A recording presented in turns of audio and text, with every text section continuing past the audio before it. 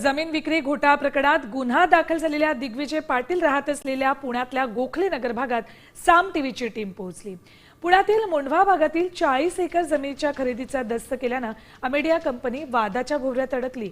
जमिनीची विक्री करणाऱ्या शीतल तेजवानी, अमेडिया कंपनीतील पार्थ पवार यांचा भागीदार दिग्विजय पाटील आणि सहदुय्यम निबंधक रवींद्र तारू यांच्यावर बावधन पोलिसात गुन्हा दाखल केला। आढावा घेतला आमचे प्रतिनिधी अक्षय बडवे यांनी।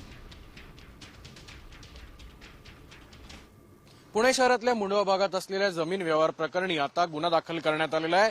पार्थ पवार यांच्या कंपनीचे जे पार्टनर आहेत दिग्विजय पाटील यांच्यावर काल बावधन पोलीस ठाण्यात गुन्हा दाखल करण्यात आला आणि हे दिग्विजय पाटील ज्या इमारतीत पुण्यातल्या गोखले नगर भागात राहतात तीच ही बिल्डिंग आहे। आपण जर पाहिलं तर रोहन गरिमा नावाच्या उच्चभ्रू सोसायटीमध्ये दिग्विजय पाटील राहतात। सध्या ते घरी आहेत का नाही याबाबतची माहिती मिळाली नसली तरी सुद्धा काल रात्री त्यांच्यावर जो गुन्हा दाखल करण्यात आला आहे त्यानंतर आता पोलीस काय कारवाई करतात हे पाहणं महत्त्वाचं असेल। पण तत्पूर्वी जमिनीच्या विक्री केल्याप्रकरणी शीतल तेजवानी, अमेडिया कंपनीतील पार्थ पवार यांचे भागीदार असलेले दिग्विजय पाटील आणि त्यासोबतच सहदुय्यम निबंधक रवींद्र तारू यांच्या विरोधात बावधन पोलीस ठाण्यात काल गुन्हा दाखल करण्यात आलाय।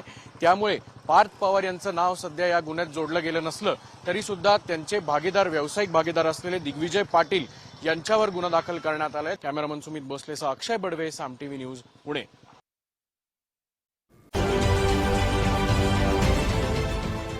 देश विदेशातील प्रत्येक घडामोडींचे लाईव्ह अपडेट मिळवण्यासाठी आता साम टीव्हीच्या सर्व सोशल मीडिया प्लॅटफॉर्मला लाईक, फॉलो आणि सबस्क्राईब करा। तसंच सर्व नोटिफिकेशनसाठी बेल आयकॉन प्रेस करायला विसरू नका।